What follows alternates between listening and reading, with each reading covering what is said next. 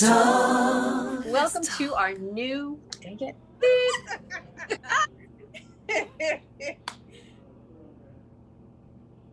Hello, and welcome to Let's Talk, where music, fashion, art, culture, and lifestyle is what we like to talk about. I'm Nikita. And I'm Sakai. Let's talk. Hey, girl, how you doing? Hey, I am doing good. How are you? Oh, I'm doing well, feeling good. It's a little gloomy here in the city, but I plan on getting out and getting some fresh air after our interview today. I've kind of been in the house chilling this weekend. Okay. How about yourself? Well, let me see. I had some friends came in from out of town on Friday, so hung out with them, and then I had another surprise guest yesterday, Nice. and then hung out. Went to a early Thanksgiving dinner last night. That was really nice with my friend Renee, that you met, her family, and that was really nice. Yeah. And it was raining, and it rained all night. It was raining outside, but the good thing about it, all I had to do was go across the street because her relative lived directly across the street from me, so it was perfect, right? Yeah, that's good. Well, and today is like it was a little gloomy outside, but nice, like crisp outside, and I can looking out the window now. The sun is trying to shine. Okay, well, that's good. Yeah, I was able to get out this week and see a couple of our friends. Well, last weekend I got to go to Tony Saunders, who we interviewed last month, his 70th birthday party, which was fabulous. Sorry, I missed that. Yeah, that was really fun. Saw a lot of folks that I hadn't seen in a while. Right. And this past weekend, or was it Thursday, Narda had his record release party, so that was fun. I was able to attend that. Yeah. Right. Yeah. And that's one of the things, while we were touring, it was hard to come home and kind of support a lot of our friends in music and, their endeavors and parties and concerts, being on the road all the time and coming home and dedicating time to our families, and just kind of focusing on that and just being tired, getting off the road and stuff. So it's been nice to be able to get out and support fellow musicians and stuff. That's been cool. I was actually scrolling through my phone on Facebook, and I came across a post. I think Clay Tobin posted it, and he said he just wanted to go to one of his favorite spots, just to chill or whatever. And lo and behold, guess who's performing? Oh, girl.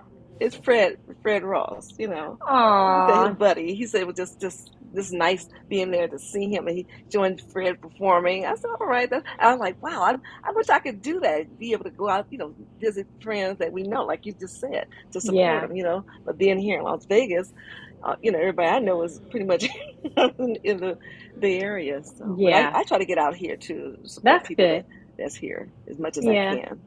Well, you're missed, and people say hello. Of course, Tony missed you, and he told me to give you. I told him, happy birthday from you and stuff, and he missed you, of course. So it's nice. And then we got a chance to sneak in while we were in Berkeley. Snuck in on the Obies, and right. So that was always fun. Nice, which is always nice. Yeah, the Obies are out living their best lives, doing young adults. And Kobe called me. I called Kobe last night, and he was out and about and going to support a birthday party. One of his friends on the track team and having a birthday party and stuff. And I'm like looking at the time, like, you forgot. But what time does Spark close? It's never ending, right? No matter how old they are.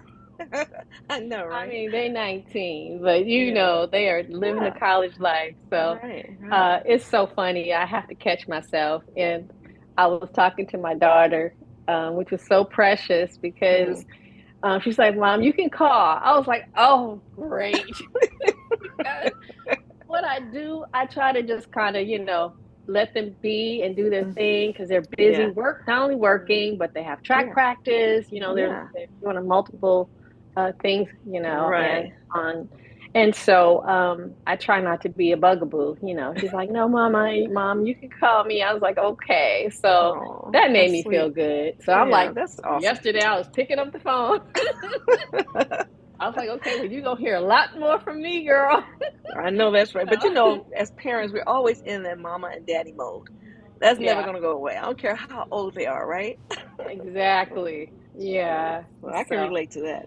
My daughter's way grown, and her, hmm she's girl, what, hmm 30 some years old and yeah, got 4 kids. She's a yeah, mama, and I'm like, I haven't heard from you today. I haven't heard. you're right. I Okay, I know she's know. busy. She got her own life. I get it. You know, Yeah. but it But feels it's, good when you hear their yeah. voices and hear the grandkids and all that stuff. So Yeah, it's it's great. precious, just family and friends, or Mhm. friends that become family.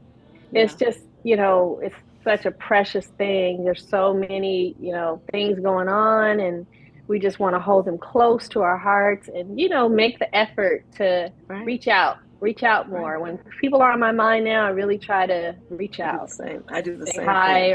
or, just Mhm. checking in, and, those Right. kinds of things are really important. Yeah. So, Right. Yeah. My yeah.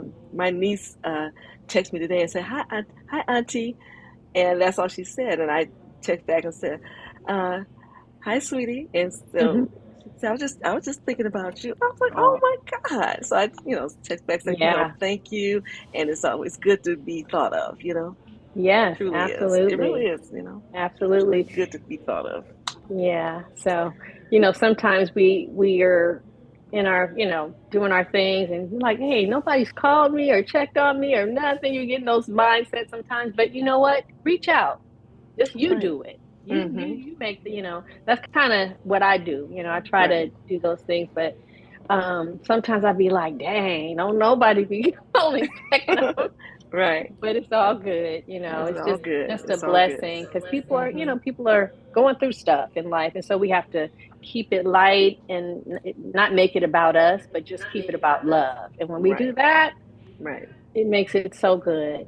It makes it Mm-hmm. so good. So my cousins and I, we've been trying to do that now, trying to reach out Mm-hmm. to each other more, and just during the week talking about nothing and Right. everything. And everything. Yeah. Yes. So It's just the little things, right? That matter. yes, Little absolutely. gestures. Absolutely, girl. Mhm. So Goes a beautiful. long way. Mhm. It truly Yeah. does. Hmm. Yeah. Yeah. So what else is happening, girl, in our world of music? Well, you want to You tell want to us, share? tell them what we're up to? Sure. I could do that. Well, I know coming up next month, Mhm. December 13th, we were asked to Les Femmes Fatales to perform at Narda Michael Walden's 28th annual holiday jam. It's a very merry, soulful Christmas, and his special guest will be the one and only beautiful, talented Valerie Simpson, and our brother, who is just as talented, Larry Batiste, will be the special guest, right? And it's just Yes. feel good to be a part of that. So, and that's at the Throckmorton Theater in Mill Valley. And if anybody want to go, you can get your tickets at throckmortontheater.org. And Good. yeah, come have some fun and jam with us. Yeah, Have it's a gonna be merry fun. Christmas with us. Absolutely. And we also would love for you to like, share, and subscribe to our YouTube channel here. Yeah. Join us on all of our social media platforms, on IG as well as Facebook. It really helps us to move forward and grow our audience. And leave a comment. That's right. We have a plethora of videos y'all can watch and support us and love and like and share and all those good things. So That's we right. really appreciate you all Hmm. moving us forward. Yeah, that's right. Yeah, Love it. on I our know one. platform. Look, I I know know one one thing. thing. I'm I'm excited excited today today for for many many Mm-hmm. reasons. reasons. I I woke up woke up this this morning morning for for one, one, and and oh, we oh, have a special special guest guest this is today today that's is joining joining us. us. Are we Are we ready to ready to bring bring him him on? on? Girl, let's Let's do Say do it. it. hi. Yeah. Yes. Okay.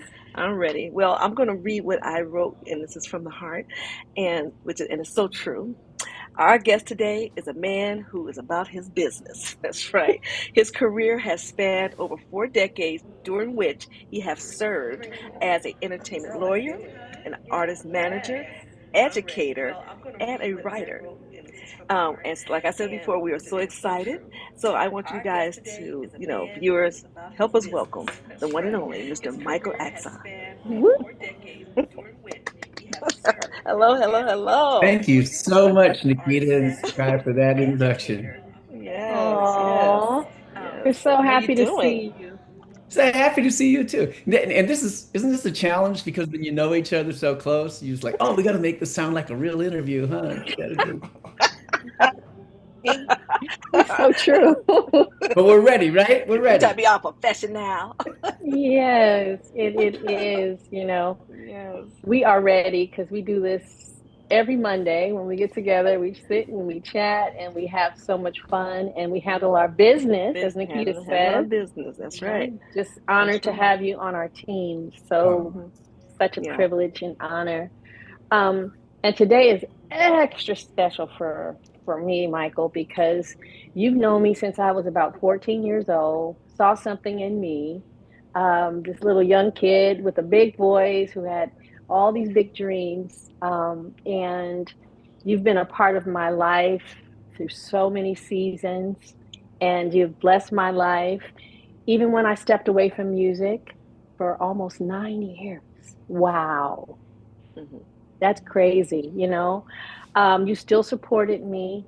And then one day I got this beautiful letter in the mail, and you had no idea that I was going through just a tumultuous time in my life. So many things were transitioning, divorce, all these things were happening. I had these 3 little babies that I was caring for and trying to figure out stuff. And I was praying for something, some direction in my life. And that letter came, and it really changed the trajectory of my life. You sent me something that was beautifully written, but it was direct, and you really, you made me step up and step back into the gift that God had given me to touch the world through music and through my light. When I felt dim, I had nothing at that point that I felt that I could, pour into others. But that changed my life, and I certainly want to thank you for that. I have to say all of that before we get into this interview, because that was a gift. That was a gift, and I am so grateful for that. And we have built dreams together.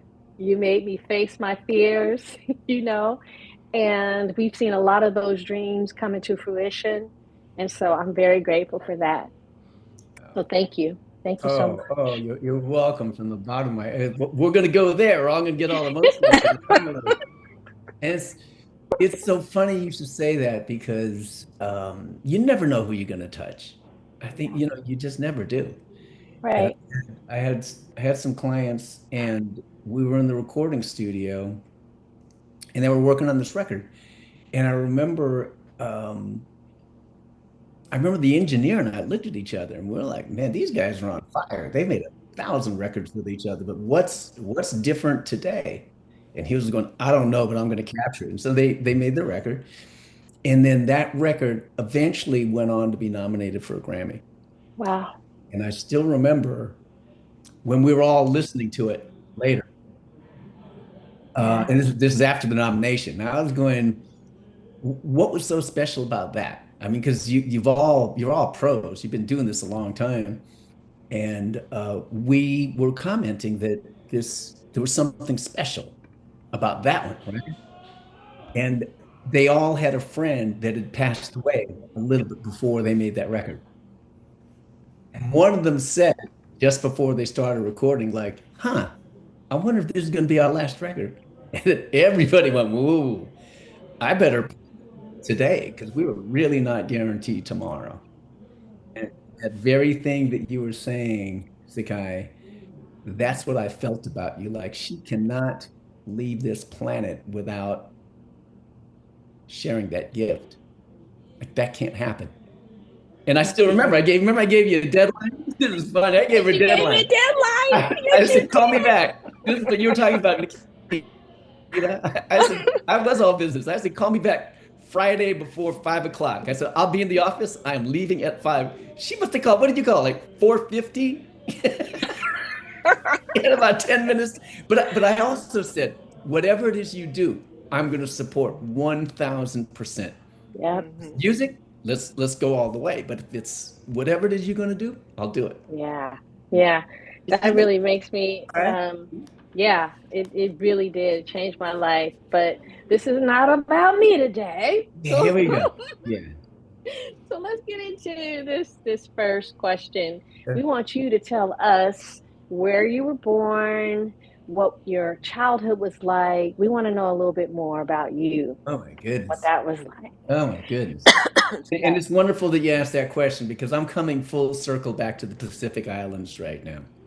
The Pacific Ocean is very, very important to me, which we're going to talk about a little bit later too. But my father was, my parents are from the Philippines, and my father was in the Navy. And so I was born in Honolulu, Hawaii. So that's kind of where it started. And then we went from Honolulu, because he was in the Navy, we went from Honolulu to Fallon, Nevada, to Southern California. We lived in Long Beach, and then we landed in San Francisco in 1960. So for all intents and purposes, I grew up in San Francisco. And I have 3 brothers, one who's passed, but all 3 of them were very influential in my love of music. I still remember my oldest brother, Bobby, we call him. His name's Abraham. Abraham went out and he got a paper route. He got a paper route for the sole purpose of buying records.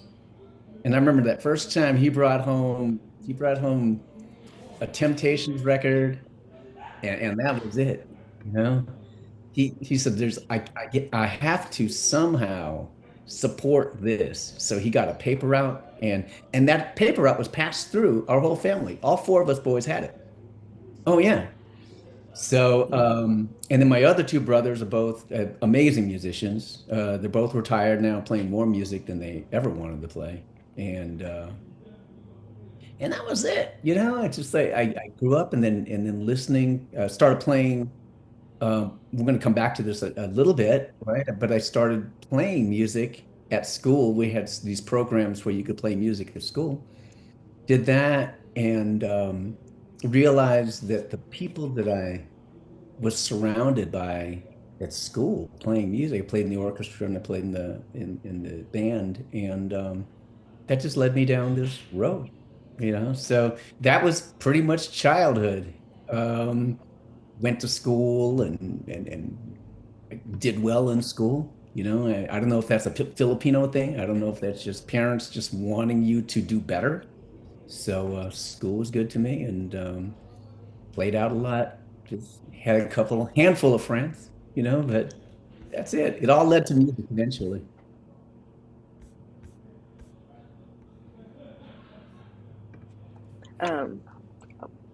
I want to just dive into the second question. You gave us a little bit right there, but I'm sure there's more to tell, right? Now you mentioned, that you're, I brought it up that you're a lawyer, entertainment lawyer, artist, manager, educator, and all that, which I call you're like a Renaissance man, pretty much. Right? So what inspired you to want to wear all these hats? And, first, let's ask that question first. What inspired you? I look at YouTube, and I'll go back. And some people make career decisions based on, I don't know, money or prestige, or a lot of it's pressure, right? Parental pressure or societal pressure. But I remember sitting one day when I was in orchestra, and I looked around and I said, who am I surrounded by? Band and orchestra, right? I said, I'm surrounded by the smartest people I know, the funniest people I know, the hardest working people I know, the creative, and something clicked. And I said, this is what I want to do for a career, be surrounded by smart, creative, hardworking people. And And then one thing led to another. And then I found out who Clive Davis was.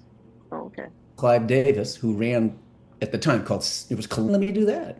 Yeah, I didn't even know that about him. Oh yeah, I said Yeah. he signed some of the best acts that I've loved. A lot of them from the Bay Area. And I said, that's what I'm gonna do.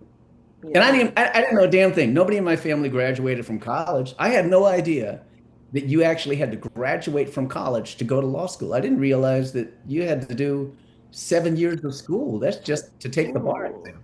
But Wow. and then they all fed off of each other. And I started Yeah. practicing law, and then I realized that that's only a small part of it. You know, Mm-hmm. both of you have done sessions, you're like session singers, right? So when you've done sessions, that's what lawyers do. They come in and just like take care of a little slice. Mm-hmm. But what if you have a bigger picture, right? What if I have something bigger in mind? And then that's what I found the management thing was. Some Wow. artists need more than that. Yeah. And Yeah. and I love understand the contracts they were signing. Musician Magazine, Mm-hmm. 1992. And it's that thing of wanting to be surrounded by people who are creative and work hard and make, Yeah. yeah. Okay. Awesome. That's good. I also know that you wrote a book um, called "The Musician's Legal Companion." Um, what inspired that? What was the inspiration behind that? Ooh, that's a great question. I'm going to answer that with something about questions. I think life is about questions. It's not about answers. People are going to, as a lawyer especially, it's all about, what questions do you have? I can't answer. If you don't ask the right question, I I don't have an answer for it. So I realized that I was hearing the same questions over and over again. Like, what does this contract say? What's a production agreement? What's publishing? So I took all of those. I didn't even write it, right? Because I took all these questions that other people had, and I just said, let me just stick them all into a book and go for it. Now, I pitched it, and here's this thing about how long only in 1996. I remember that. It was all organized and everything. And the first edition didn't come out until 2005. So it was 9 years. Book and when I finish it, right? Okay, so You I shouldn't know, feel so bad. no, not at all. Right. When your Okay. creative spirit is that creative Hmm. spirit, and Hmm. again, here I just said spirit, and I don't want to get all religious or anything, but I'm way more spiritual than I am religious. But Okay. it's not my time frame. Right. All we Okay. do, right? I Okay. gotta let it Now, go. let it go. Well, I'm just curious, what part in your book, in that book, could you share quickly that that resonate with you because you wrote it that you wanted to, share with Oh, I everybody? love that. I love that. There are two parts. It's the beginning and the end. And I'm taking this right from the book. As I was finishing it, Chaka Khan came and did a talk at a music intensive where I was teaching in LA. And they were doing Q&A with her. Right. And and I think all of these young ingenue singers were looking for some kind of, and one of the things she said was study law.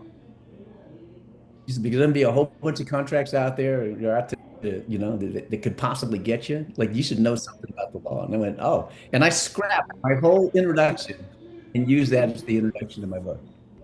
Now, the thing that I want everybody to read, and I think this is all artists want to do this. Well, I don't know if all artists want to do this, but I don't know if you two have a manifesto. Like, yeah, it's everybody who knows anything, right? But the epilogue in the book just has a number of lessons that I learned people way, which is consistent with why I got into it in the first place, right? Music only brings us. Yeah, those are the two things. I'd love for the whole universe to read my epilogue. Of course. Absolutely. Because I would Right like to after we read get that. off of here, you're getting it. That's Yeah. Yeah. absolute. I have to get. I would like to read that for Thank sure. you. Yeah. Thank you for that. That was good. Yeah. Yeah. Okay. All Now, right. Mike, as I have at the top of our interview, I've said some hopefully wonderful things about you that you've taken to heart. But I'm not the only one who has great things to say about you. And I want to say that Eddie Sellers of the San Francisco Examiner had this to say about you. And I quote, "Too rare ability to distill complicated issues of entertainment law and convey them in a clear storyteller language we all can understand." And what I want to know is, how does that make you feel to know that you are so highly spoken of and revered, not only as a person, but also amongst your peers and colleagues? Wow. Wow. I mean, just to hear that, bless Edie's heart. I have to soak that in for a second. I'm listening back to something that you did, and then, like you said, your peers, the person who's standing next to you on stage, or the person who's standing next to you in the recording studios. Like, did we just get down, or was that the greatest? You know? Oh yeah. I think being recognized by one's peers is the greatest thing in the planet. Yeah. And again, I keep coming back to this common theme of who we meet in this business, and that's regardless of stature, right? They could be a beginner, or they could be somebody who's been at the podium, and that side of the podium is to understand respect too, right? Yeah, of course. But at the same time, we are peers. We are all in this thing together. And to hear that from somebody who's written for, newspapers and all kinds of writing that Edie's done over time, to hear that from one's peer, it's the greatest. Just to hear. It's been beautiful to hear some of the letters that you've personally shared with me over the years. I mean, this comes from the San Francisco Examiner. However, as a teacher and over the years, those letters. And so embrace it. receive Right. it. Oh, Yes, I love that. absolutely. Yes. Yeah, I know sometimes what's we that? want to be like, we don't, that's a loaded question, I know, but it's okay to, I love how eloquently you spoke on it. You answer the question. People, which is what I love about the things that you do. You connect artists, you talk about their dreams, you make the connections, and then it's up to that artist to step up to the plate. And I love that. And I've seen it done time and time again through the years. And so I think it is just amazing that, you are so through your talks and, different things that you've done. And we know a ton of things that you've participated in. So I know we can't talk about all that, but I say receive your flowers. Yeah, bless you for saying. And it's you two are two incredible women in this business, and you've lasted a while, and we don't have, we've talked about it off camera before, but we all know what navigating this business as a woman is about. And two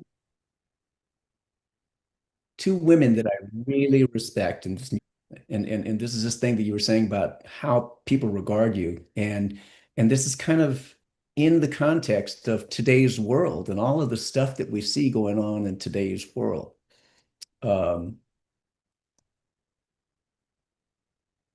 They on two separate occasions, they were a couple years apart. One said, "Do you know what your reputation is?" And they both said exactly the same thing. "You know what your reputation is in the music business?" And I thought, this is a loaded question. And I said, "What is it?" They said, "You are one of the safest men for a woman in this business." And I hold that one in serious high regard. Yeah. Because most men who are going through the business, they don't have that extra layer of, am I safe here? You know what I mean? I'm going to a recording studio and this better be safe. Right. So to have two people of that stature say that that's, it wasn't like you're a good lawyer, you write well, like Right. Yes. they almost said it like only a handful of men are safe to be with in this music business, and that's crazy. But you probably get it way more than I do, especially when somebody says that. Anyhow, I just had to throw that in there because you two suffer from good-looking woman disease. You know what I mean? And you do that, right? It's just like I have to be extra, right? I have to have that extra thing. Yeah. And there's no reason for you to have that, except, anyway. Mornings, you're surrounded by men of integrity. Yeah. Yeah, right? Thank God. Yeah. Absolutely. Thank God. Absolutely. So it's such an honor just to have you and the other God fellas, Larry and Kevin, and yourself, you've seen in the raw.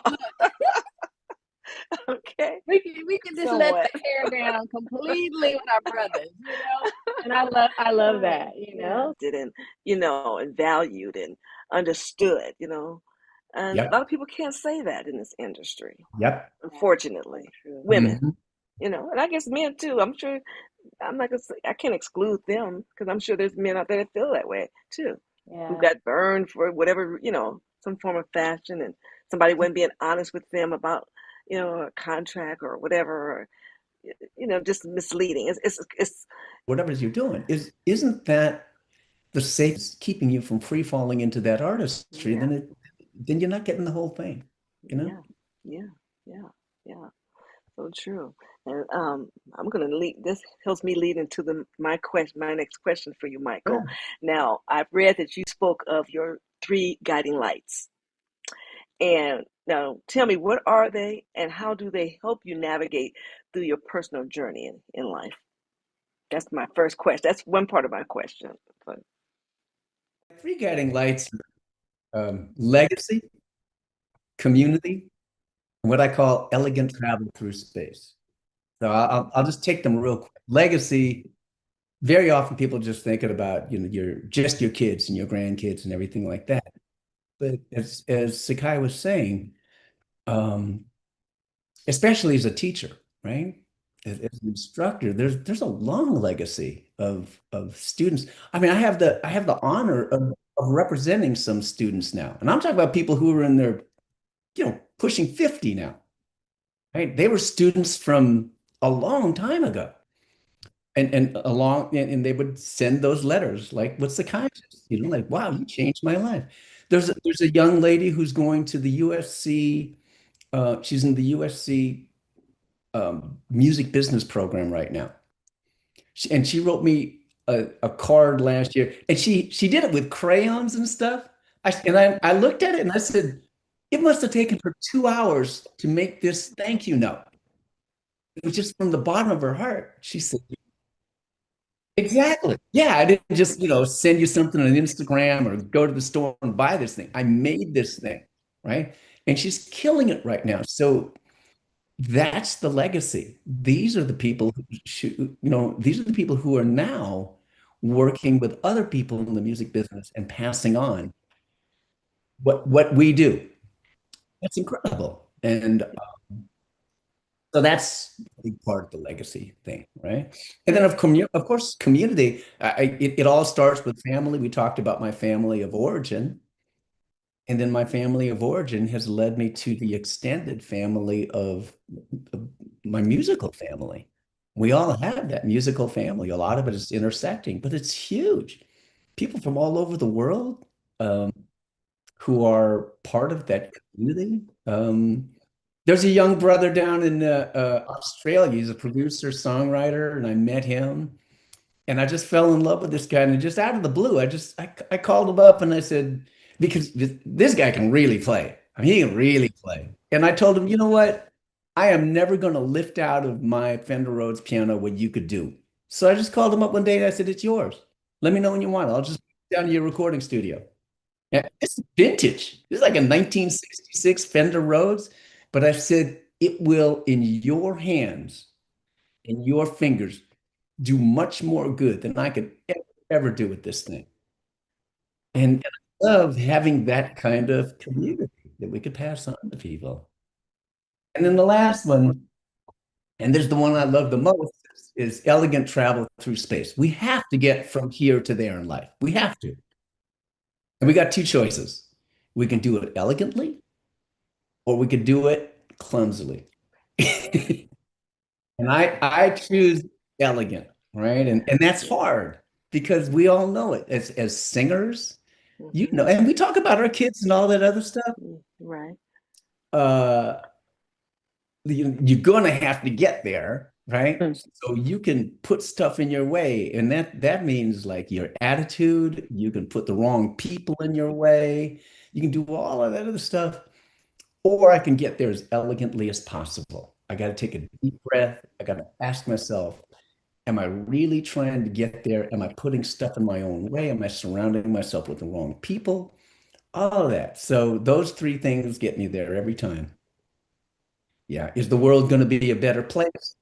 Are all of those people in my community going to look at these things that I'm going to do and say, you know, not that there's a right or wrong, right? But is my community going to be better for this? Are they going to be inspired by this? And then that really brings me to that traveling through space thing. If I can get there easily, then we do Got it. it. I got it. Beautiful. Yeah. Yeah. Awesome, Michael. Now, how have you been able to maintain your integrity in what some would call this ruthless industry? That comes back home too. My brother was in a band, and he one of the best funk bands ever to come Yeah. out of San Francisco. What was the name? HP Remember the Riot. name of the band? They were called HP Riot. Named HP Riot. after Okay. we were from Hunters Point, right? So Right. they were named after the riots in the 60s.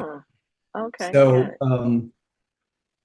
they went out and toured a lot Mm-hmm. in the 70s, and I really saw, and this is very personal because he'd come home or he'd write to me, and because remember there's no internet, right? So Yeah, I right. postcards and letters, and and I'd hear about all these shady people in the music business, and I was going, somebody needs to do something to make sure that family members don't get letters that look like this.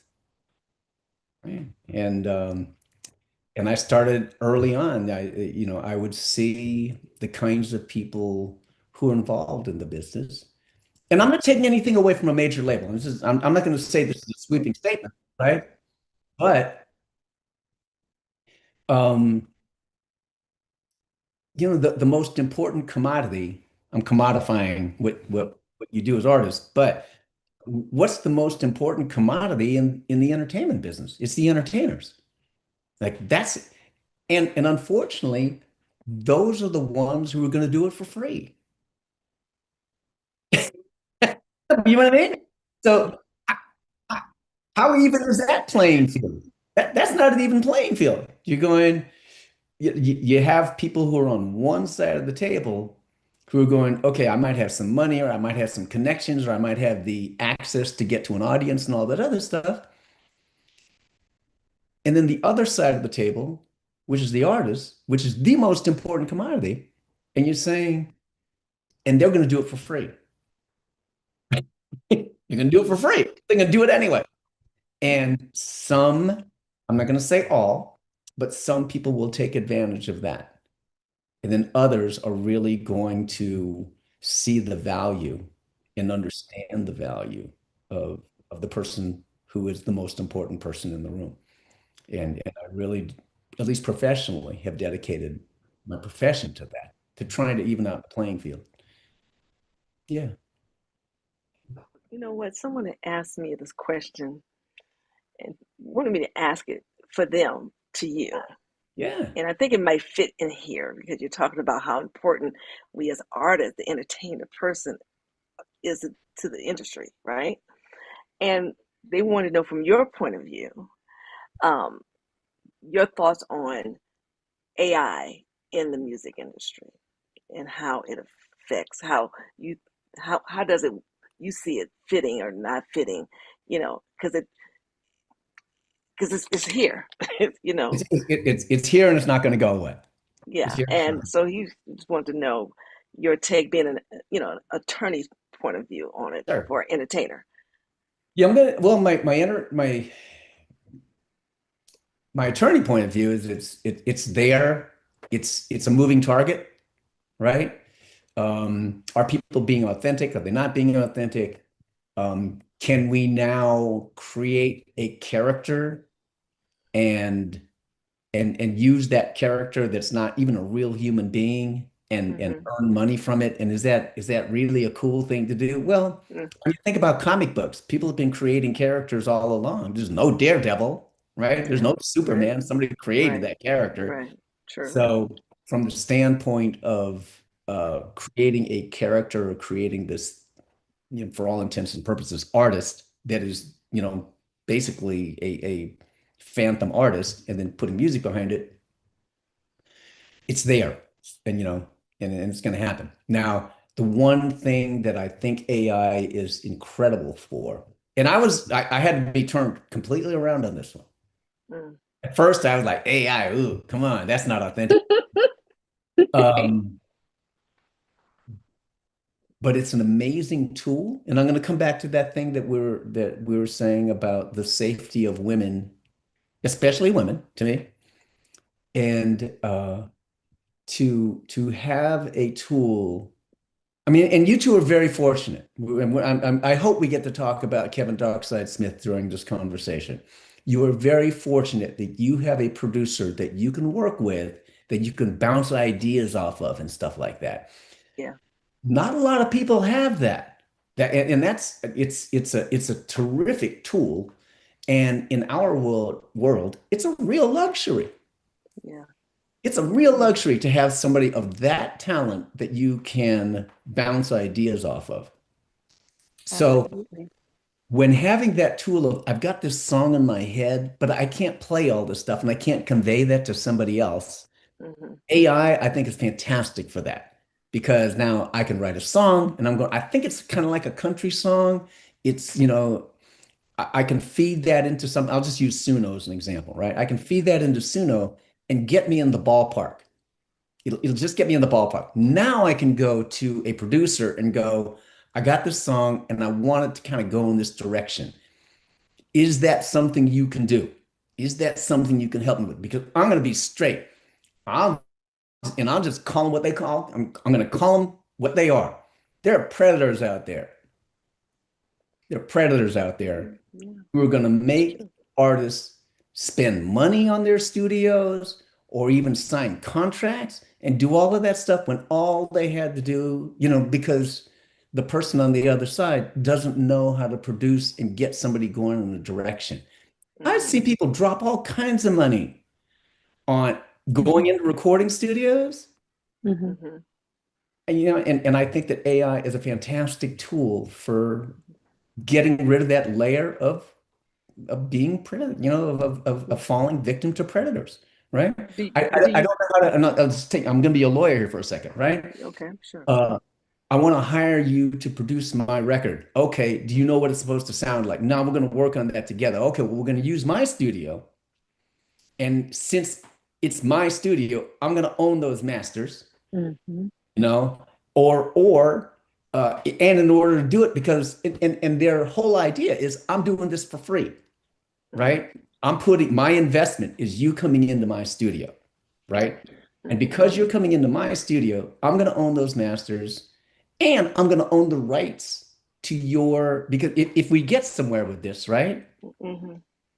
Then we're doing this together and you have to be signed to my production company to make that happen. I think AI, I think it's going to get rid of that layer for the people who really understand that layer's there. You know, I get off on it, but Yeah. it's a touchy subject. Okay. Okay. Yeah. Thank you for Yeah, I answering know that it's a question. Because long drawn out. yeah, Heck, we because could do I a I'm whole I'm day on I'm AI. I'm totally on the fence with it, Yeah, to a certain extent, right? Because yeah, I think it, like, as far as artists who create their own songs and music, and you got AI, and somebody would just have it do the whole, it's like, where's the creativity at? Oh yeah. It's like it just goes away, and then you're up for a Grammy, say, against somebody who did AI and somebody who just did it on their own. It's like, huh? And to me, that's where I have a conflict at. Yeah. Oh So, no, you and me both. Look, as so somebody who wrote a book, you think somebody can, yeah, if somebody could take my book it doesn't and seem then right spit it into to me. AI and give them a fake chapter and go like, okay, put it in this voice. Just take Aczon's book and put it in my voice. Can somebody do that? Absolutely. Somebody can do that. Would I be mad? Yeah, I'd probably be mad. At the same time, what I cling on to is I'm me. No one can deliver it the way that I can deliver it. Yeah. Exactly. And that's the beauty that's of, my sorry, point. go ahead. I'm sorry, Yeah. go ahead, honey. No, I was going to say that's the beauty of being able to, we know that we can't be replaced, that Absolutely. live music can't be replaced. Absolutely. That showing up and, sharing our gift, that cannot be replaced because it's a human experience, and that's what we need. People need to have that human experience, Absolutely. So you can go and you can, go to a concert and, I forget what it's called when they're showing like people that have passed on and they show their image. Yeah.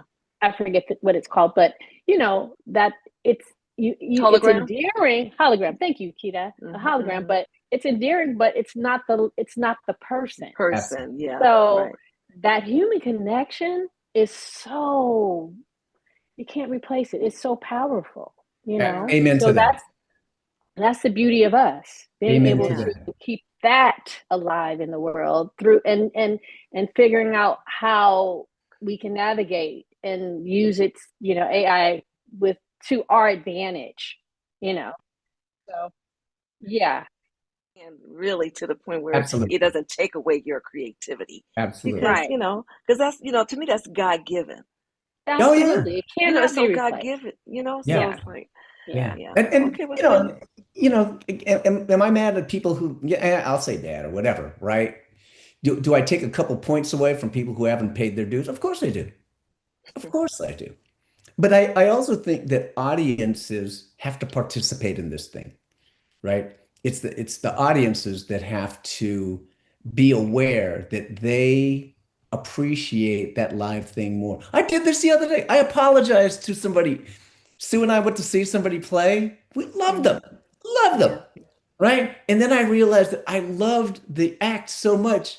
I was taking all these photos and we were like front row. I mean, when I say front row, we're not talking about an arena. We're talking about a little club, right? Yeah. But I'm taking all these photos and then I sent her, we had a nice exchange, but I had to send her an apology letter. I sent her an apology email and I said, you know what? I don't usually do that. I don't do that. I'm watching you through my camera thing. I can't stand that. And she said, bless you for saying that. She says, it's hard for me too. Yeah. Right. And I said, I'm not going to come to any of your shows anymore and have a camera in front of my face. I'm not going to do that. Because you're missing the purity of it. I get it. Yeah. I get it.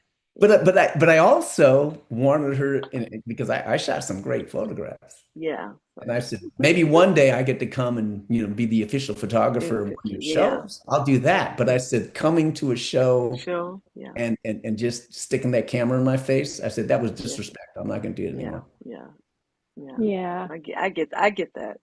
Yeah. We go off on tangents, don't we? We knew we were going to do that. But that's the beauty of it all.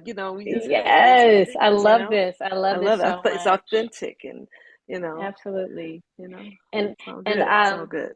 Can I take us in a little different direction? Please. Because I think this is really important. It's a core. It's fundamental in who you are as a person. And you and I have talked about this a lot over the years. The beauty and power of connection. We often talk about the power of the mind, the body, and the spirit being balanced. And we know that there's a delicate balance that helps us to keep our centeredness, right? And we often talk about even the power of the tongue and having the mindset to bring dreams to life through that, right? We've talked about these things over the years. So I want to know, what are some of the things that help you keep your balance and your centeredness? I'm gonna drag Kevin Darkside Smith into this for a second Okay. because we go way back and we met talking about track. There's this mantra, we had like, about the physical things that one does. And as you said, Sakai, the things that we say, there's a difference between saying I'm going to do something and then doing it. And that's really what it comes down to, right? And that connection of I said it out loud, I said it to the universe, I said it to one other human being, and now how do I manifest that? And for me, there's always been this connection with the physical and the real world. And I I'm past this stage in my life now, but it took going through this stage. I call them the feats of strength stage, right? I Mm. do some feat of strength, and my feats of strength included things like marathoning. There's a difference, so like, oh, I can go out there and run, but when you say I'm going to run 26.2 miles, that's different. Yeah. And then I remember when my life and at that time, I mean, everything was so materially based, right? Um, um, Goal based. There it is. So goal based. I'm going to run a marathon, and I ran and I trained for that first marathon, and I finished that first marathon. But that's what was stuck in my mind. I'm going to finish a marathon, and I couldn't walk for about 5 days. And then I went, oh, that was the wrong target because I wanted to accomplish something as opposed to be something. And I Mm. went, oh, to be a true marathoner. And I said, the next time I'm going to run a marathon, I'm going to run a marathon and I'm going to go out and be able to jog the following day. And that's a whole different kind of training because now I'm being that. And Kevin and I have talked about that forever with you know, running around a track. That's I don't want to say there's nothing more boring than running around a 400-yard track or a 400-meter track, but some people go like, all you're doing is run around these circles over and over again. But when you're tying some version of long-term commitment to it, Yeah. that's what makes that thing happen. And I've had a couple of those in my life. I mean, I marathoned for a while, and then I rode my bike, these long distances, and now that I'm older, wiser, my body's a lot more beat up. I still go out and I do that stuff. There's once a week, Oh, you once still a at week. it though. Yeah, I go out and I take a 1 hour run on Sunday mornings. I go to the ocean and I just meditate. It's just a moving Mm. meditation. Right. And it's a way of being. Yeah. It's not this, I'm trying to do something. It's a way of being. So that's what keeps me centered. I like that way of Yeah. being. And so what you spoke of the mantra that you developed. What is that? What is that mantra? Life is track, track is life. Wow. Kevin and I talk about that all the time. Life is track and track is life. There's so many things that we have talked about over time to that help me do that. And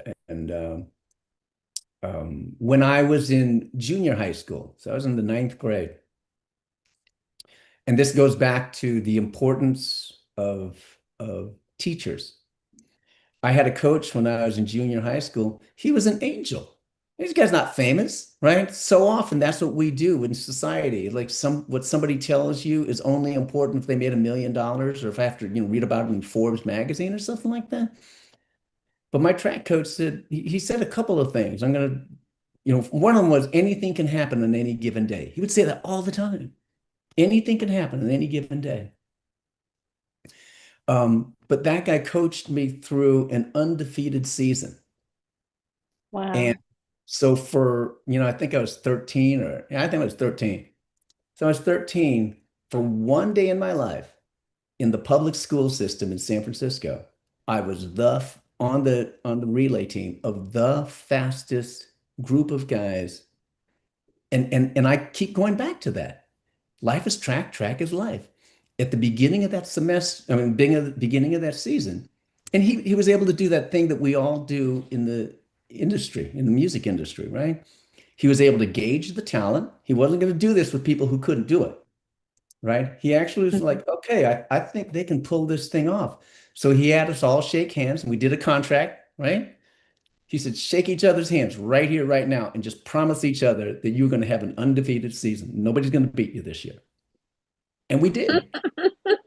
we walked away with that gold medal, you know? That's awesome. And I go back to that so often because if I could do that for that one moment when I was 13, I could replicate it again now that I'm 69. I can do it again today. I can try to do it again today. So, yeah. Amazing things that we learn from real teachers. Yes. And Michael, you now earlier you talked about you playing an instrument, but you talked about your brothers and their travels in the industry and stuff. When did you know you wanted to play an instrument? What instrument? Because you didn't say what instrument you play, so I'm curious. What instrument did you play? I started on the trumpet. The trumpet. Yeah, I started on the trumpet. My brother's a trumpet player. So I started on the trumpet. And you know that thing at home, he played trumpet. I can't just do everything he's doing. So I picked up French horn. So that was my primary thing then I played the French horn, and then I learned that I'm gonna be honest, but you can't pick up girls playing the French horn. you don't get a lot of play with the French horn. Yeah, that was not gonna work. That's the one that's like yeah, it's all wound up. A little, right. Right, Nikita. Think about being, 15, and I go, hey, look, I play French horn. You're like, yeah, okay, later. Where's the drummer at? No. And then I moved on and played trombone in the band. Yeah. That's how I met Kevin's uncle. Okay. Played trombone in a funk band. And then a big part of my life at that point was starting to play church services. This is the early 70s. I started playing church services and I learned how to play the guitar. Okay. Yeah. But now I'm that's it, So are you still now is it still a big part of your life? Are you still playing anything? It's my entire life. Okay. Yeah, I mean now again, somebody who's near and dear to all three of us, Wayne Wallace, who's literally my very first law client. Very, very accomplished trombonist and musician and educator and all that other stuff. And I remember sitting down with him one day, and this has got to be 20 years ago. And I said, Wayne, I need to take lessons from you. I want to learn how to improvise. And he stopped me and he said, look, you already know how to improvise. He says, every time we go in a meeting, you do what every improviser does. You read the room. You want to know what everybody's trying to do. And he says, man, I see stuff coming out of your mouth that's just like, you're just making stuff up right there and making that thing happen. You were bringing that meeting together, right? So he says, don't think of it as learning how to improvise. Think of it as getting enough technical facility on a musical instrument that you could tell your story on that musical instrument. Now, that is ultimately what I want to be able to do. And that takes practice. That takes me, I know where I want to be musically like that. And the way that, when words kind of like roll out of my mouth right now, or when I'm in front of a keyboard, they roll out. I can't do that musically yet. That's going to take a couple of years of practicing, and that's going to come. Yeah. That's wonderful. Thank you. So wonderful that. But look, lawyer, manager, educator, writer, musician. Can't tell me you ain't no Renaissance man. Okay. I really appreciate that. I love it. Absolutely. Absolutely. Michael. That's awesome. Yes. So we will now talk about some of the current projects that you're working on. Can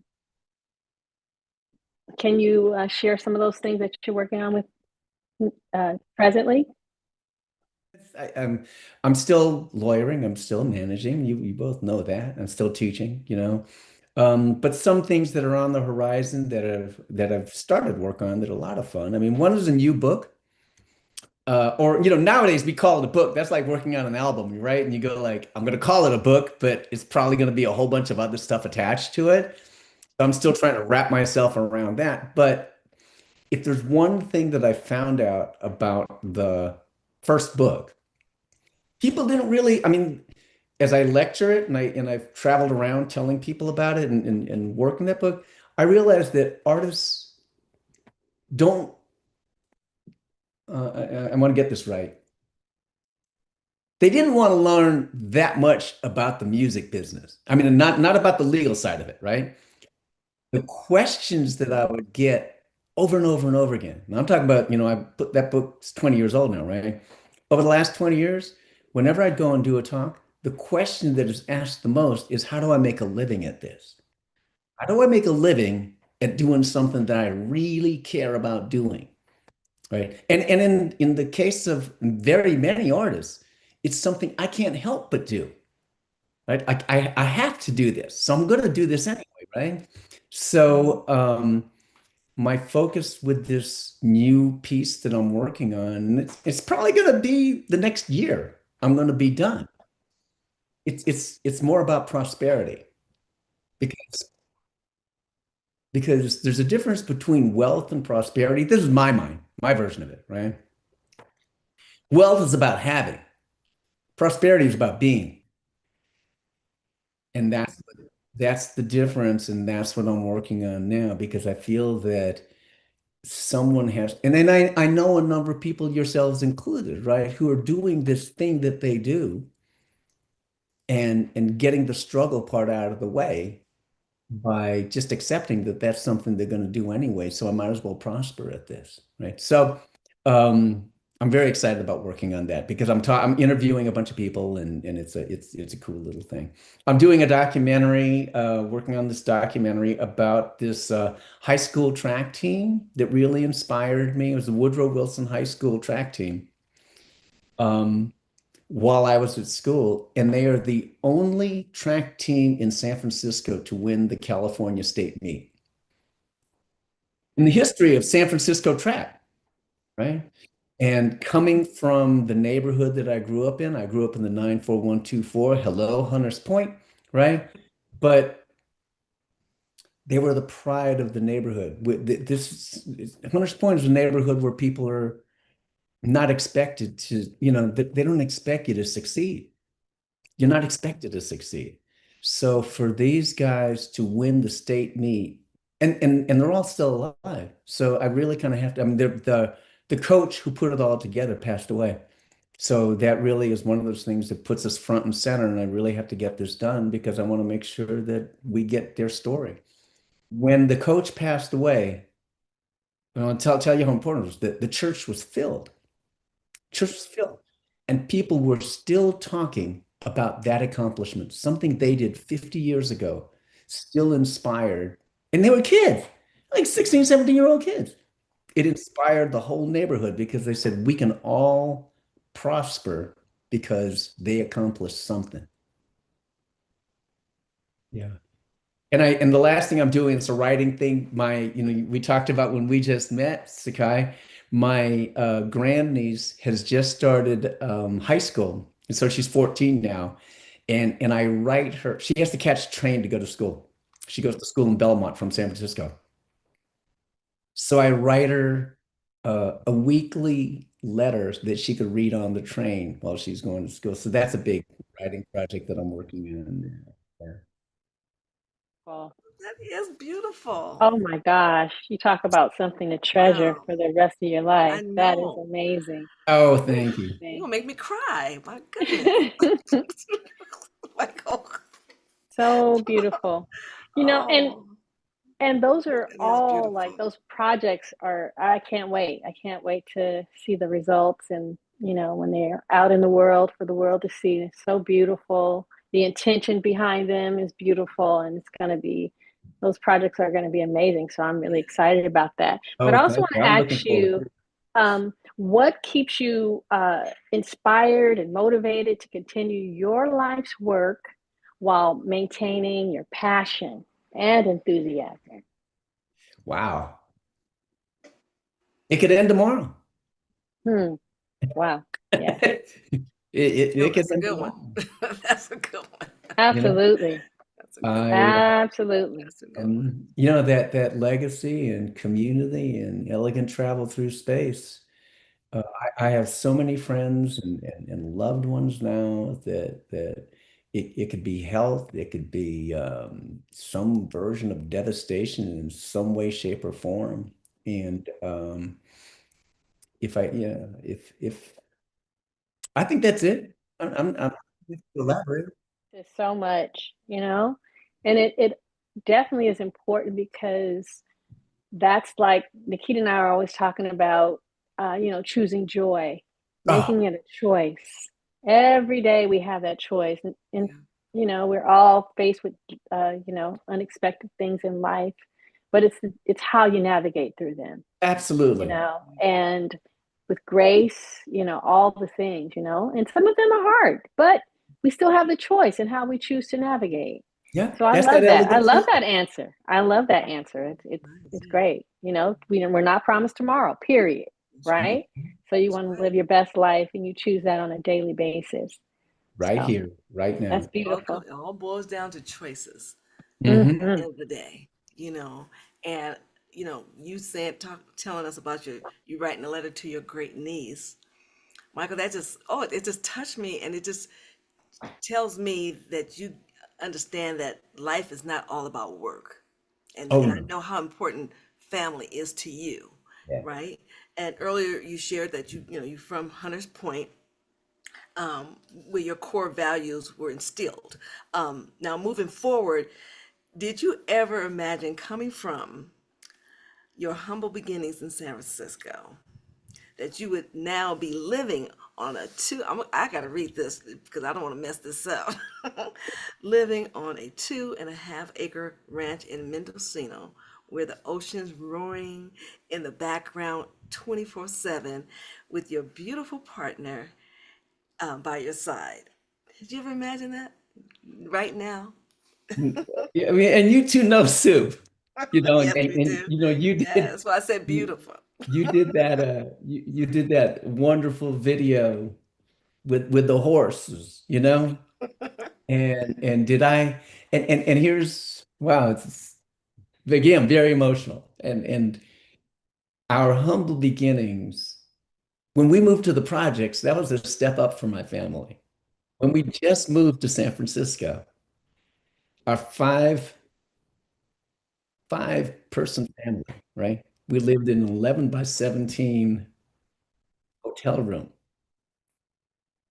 And I remember, I mean, and I now represent the the um the museum where that is. They replicated the hotel room that we lived in, right? And I remember when I went for the interview, I'm looking at it and I was going, what?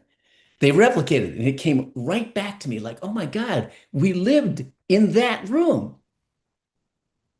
And I remember they said, oh, you must have had one of the bunk beds. I said, no, I completely lost it when I was talking about that. I said, no, I said, my mom and my dad and I slept in a twin bed, three of us in a twin bed. My two brothers slept on the floor. That was home. So like moving to the projects, that was a step up. That was a huge step up. I mean, 11 by 17, what is that? 250 square feet? That was our home, 250 square feet. So to artists, I'm looking out right now. I wish I could take you around right now. To look out at this thing right now, when Sue, when the opportunity to look at this place came up. Now she was living in the Bay Area too. So we're in the Bay. Mm-hmm. And she said, "Hey, will you look at this place with me?" Sure. She came up here, and the second we came into the driveway, I said, "Babe, this is what you've been describing to me as long as I've known you." Wow. It was a total manifestation of everything. So Yeah. she dropped everything she had. She bought this place without knowing that I was going to be part of it.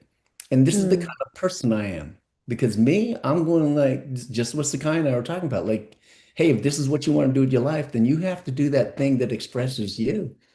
So Sue bought this place not knowing if I was going to be part of it. Okay. And I've been migrating here ever since. I'm not here totally, Yeah. 100% of the time. Yeah. But did I ever imagine it? And the one thing I will say I imagined, and this is a wonderful full circle, not that I'm wrapping up what we're talking about. Remember I told you about the Pacific Islands, Yeah. the Yeah. Pacific Ocean? Yeah.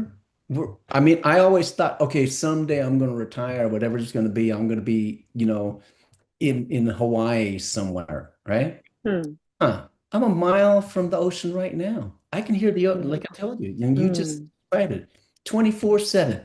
24/7. Yeah. And whenever Sue and I are talking about, like, wait a minute, something like, oh man, the Bluetooth speaker went out when we were sitting in the hot tub, like we say something like that, and I'm going, wait, are you serious? Are either one of us serious about that? We're complaining about the Bluetooth speaker going out Right. when Right. Right. we could listen to the ocean 24 hours Oh. a day. It Uh, must be awesome. Must be awesome. So coming from city life, being the city, living in the city, and versus the I guess ranch. What was that transition? What was that transition like? What is it like? Was it hard? Was it, you know? Still happening. It's still happening. Now, the one thing that I've gotten used to is we are so surrounded by animals here. We have deer. Oh, yeah, we have a family of deer that come up every morning. Like the second they see us moving around, they come around and like, hey, you guys, I'm learning to love a horse. Yeah, yeah, yeah, Intimidating. But okay, I want to, but I want to learn how to literally ride a horse, you know. yeah. So, Learning how to communicate with animals is really an amazing thing with me. mhm. And Silber and he lets me like nibble on his nose now. Now I have to preface that with he's a biter. Oh, This is Oh. a be relatively careful, dangerous Mike. horse. So it Oh. Be it takes careful. time, and I'm talking about real communication Hmm. and like quiet time to get quiet enough with an animal like that Yeah. he's just going to let you come up and start loving on him and then nibbling on his nose without biting you back. And that's very meditative. If Hmm. there's any one word that I'm going to use about this place, it's meditative. Right. I can get that I can get that wherever it is I can get that in the city, Yeah. but not It's different, Yeah. right? easy. No. Different. It's different. It's Yeah. different. I can only imagine. Yeah. You know. Wow. Well, Wow. Mike, this is so incredible to, hear about your journey. And you are truly inspirational, of course, to so many people and so passionate in helping others achieve their dreams, including myself.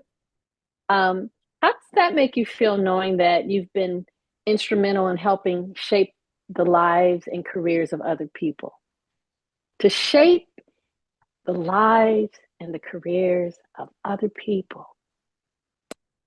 Well, it feels amazing. And when you put it Hmm. like that, it feels amazing. It, Yeah. it's somewhat unbelievable to me because it puts so much of importance on something. But like what we talked about in the beginning, you never know what you're going to say that's going to touch somebody. Yeah. If there's one person, I think that's another thing that our business does is if you're not making a gajillion dollars and not everybody knows who you are, but what happens if that one person that you said something that Yeah. changed how that person looked at their lives? I'll tell you one time early on when I was on that rise, when it was all about I've got to achieve, I've got to achieve. I remember I was working downtown for this law firm and I had this briefcase and I had my work in it. And this guy comes up to me. We were right on Market Street. It was Battery and Market. And this guy comes up to me and he's got a shopping cart. And he comes up with, all of his worldly possessions, right? With his shopping cart. And he says to me, "Hey man, are you okay?" And he's asking me if I'm okay, right? And I didn't have time to judge. He was ministering to me. And I said back to him, I pointed to my briefcase and I said, "I feel like my whole world is in this briefcase." Ooh, that gives me chills right now. And then he pointed to his shopping cart and he said, "Brother, I know exactly how you feel." Now, was that man famous? No. Did that man make $1 million? No. Did that man change my life? Absolutely. And we have the privilege to do that every day. I mean, when I say we, I'm talking about the big we. Everybody has the privilege to do that. In our industry, the art industry and the entertainment industry, it's even more magnified. And I think that understanding that it's a privilege and trying to do something with it and knowing that it could end tomorrow, that's what keeps me motivated. That's what keeps me balanced because it sure is not about me. It is really not about me. It's about who we touch. That's what it's about. And I love being touched by you today. I hope that we all can touch others doing this thing that we do. Well, your life journey has been so impressive and encouraging, and you've championed all of it, right? With dignity and grace. But how are you able to balance your work and family life with so much of that grace? How are you able to do that?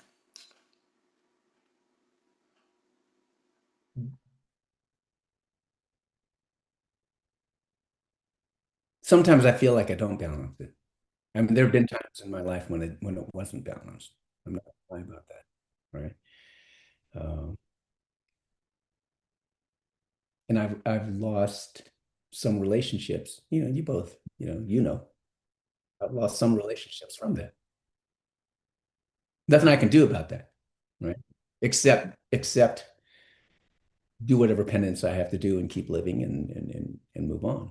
So I know that there have been times in my life when the balance wasn't there, but um, the one thing that was never going to be compromised, especially with my children, was I wasn't going to miss it. I just wasn't going to miss my kids growing up. And could I have gone and worked for some corporation? Like could I have gone and worked for some record label or publishing company or something like that? I probably could have. Could I have worked for a big entertainment law firm? I probably could have done that. Um, but I would have missed a ballet performance, right? I would have missed a baseball game. I don't think I missed the ballet performance. I don't think I missed a baseball game, right?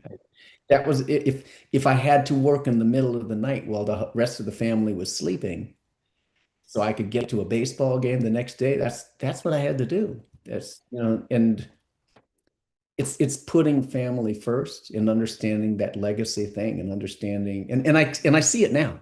Yeah. That's another one of those things I'm trying to do is work on. Now I don't even talk about other things I'm working on, but when I see my children and how they parent now, Hmm. here's the one thing I'm going to say about being a grandparent. Hmm. And you both did it, so right? When you're in there and you're in the thick of it, the constant question I had was, am I missing something? Right. I think it's Right. cool. I think that this relationship that I have with my kids is really cool, and I think that we got this flow and all this other stuff. But am I missing something? Mm-hmm. Because we have to do so much, Yeah. we're feeding them, we're clothing them, we're driving them everywhere. We're trying to, the upward trajectory of career and all that stuff, especially in our career. In Yeah. our careers, there's so much of it's based on what are you doing? What are you doing now? All that other stuff, right?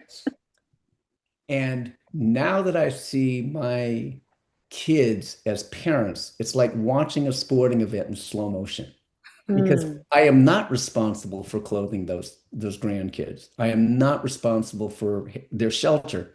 And so I get to see what it looks like through my children's eyes. And I'm going, Mm-hmm. I didn't miss a damn thing. Yeah, Yeah. It was as good as I thought it was, that's right. That's Wow. just I love that. that's you awesome. know. I I love that. remember my mom told me, she said, there's no such thing as a perfect parent, but what's the beauty of it is that when you're present, Yeah. you're present. That means so much, right? Yeah.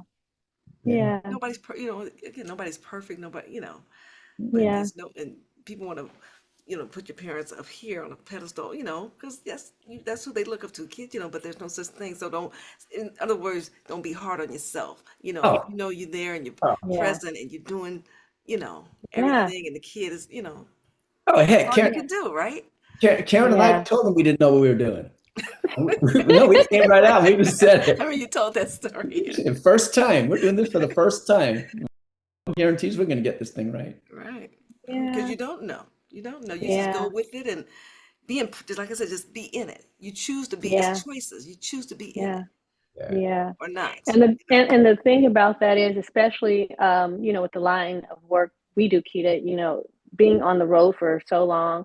I mean, there were many times where I felt that mommy guilt about, Yeah. not being able to show up. I was on Zoom sometimes and different Yeah. things, or But you getting was on a flight present. right after a Yeah. graduation. I had to go right back to work and stuff like that. But it helped me and I'm not perfect at it yet with the mindset of it all, because, oh, they're 19 now. It's like, oh my God, I missed everything. Mm. However, knowing that Kev and I had to shape our world and make it what we knew to be. It Yeah. wasn't based on what the You made world it said was work. successful. It was based on what we knew to be successful in Right. our world here, Right. and having a great partner to be able to do that, to travel and do all the things so they could also benefit, Yeah. you know. Yeah. So it's balance in It all, is it's like balanced. different forms. And I have to appreciate that I was present. Yeah. I, Even though sometimes I wasn't physically here, I was always you was present. always present, but I Yeah. was there when So it's she was hard. having those struggles with that emotional struggle. And I'm like, no, you are there. I mean, I understood it, Yeah. but I But think she was you being hard on you were herself. some on some Zoom calls for some graduations their earlier years and stuff too. But the Yeah. good thing is that when I got home, my babies were happy. And so Yes, that that part. there I knew, That so part. I and of course I give my husband all of, Kevin. Michael's been talking about Kevin. Kevin is my hubby. And so it was all of that that made it, just worth everything. Mm. And so, actually being home with them that last year of high school meant everything to me, Yeah. everything to me. So, Michael, I understand. Like, we show up. That's the thing. We have to show up. Yeah. And baby, I don't care if I missed that television show. I was going to be at that college graduation. I don't Right. care. Get a double. Find a Sakai double. But we were Yeah. blessed to have our Yeah. sister step in for different things. But that's the beauty of when you're really putting your family first. You have to do that. You have to Yeah. make decisions that Yeah. you know. So that's, yeah. I love that. I love that we're all in the mindset of family. Family is everything, and so Well, that's what balance is all about. Definitely. And again, yeah, those are those those weekly letters that I send to my niece now. I Like, we're love all that. there with you. All of us, our whole families are with you. We're all Yeah. that train. And Yeah. oh my God, that's invaluable. It's Yeah. like she'll treasure that forever, you Yeah. know. It's And so and and beautiful.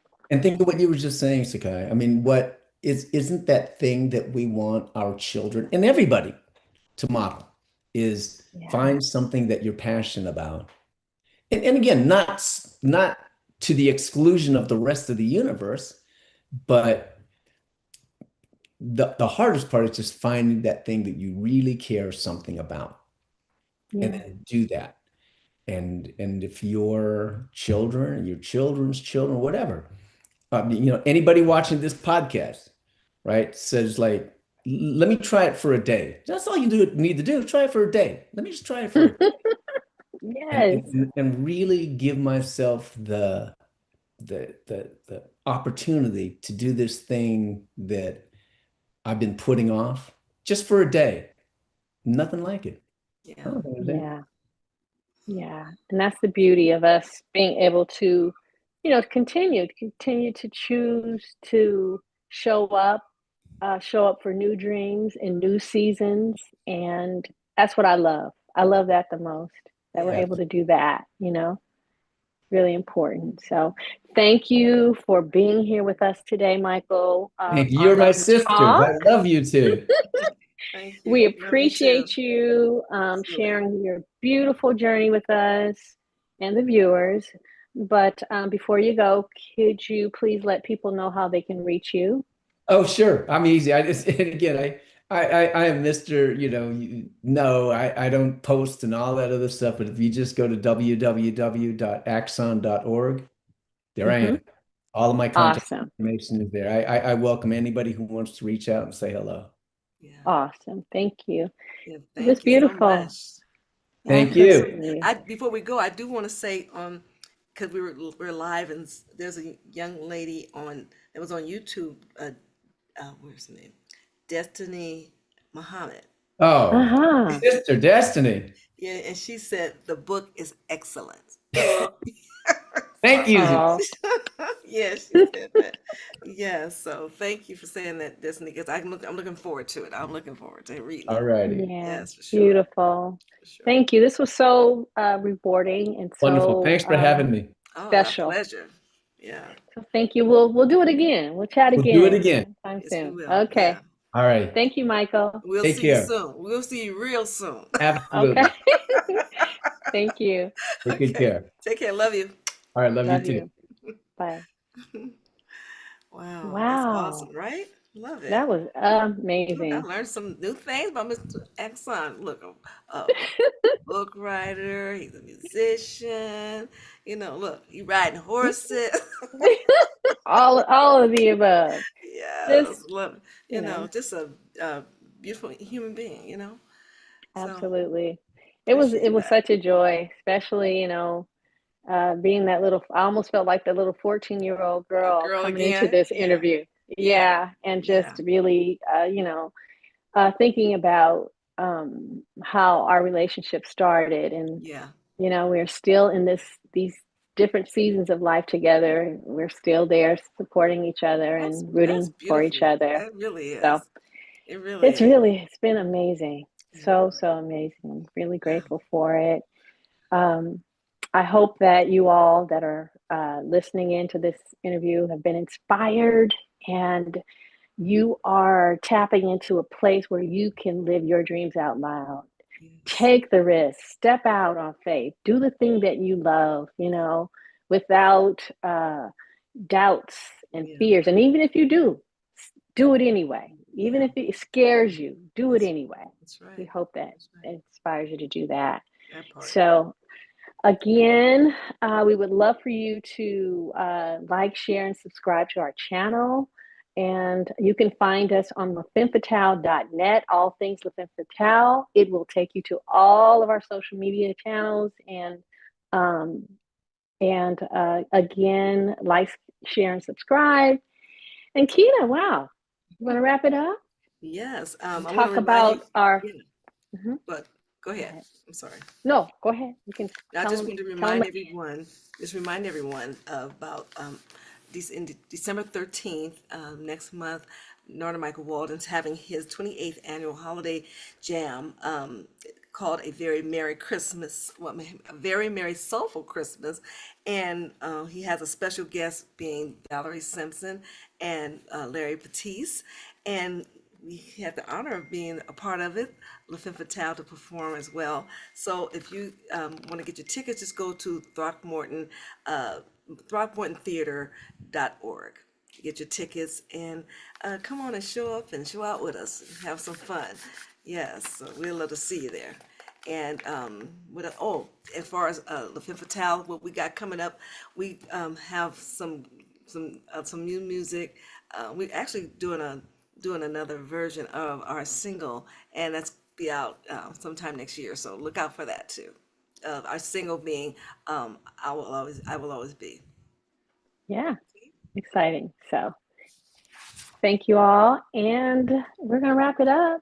Yeah, We wish you thank love, peace, and blessings, and we'll see you. you next Yes. time. Bye. Let's talk. Take care. Bye.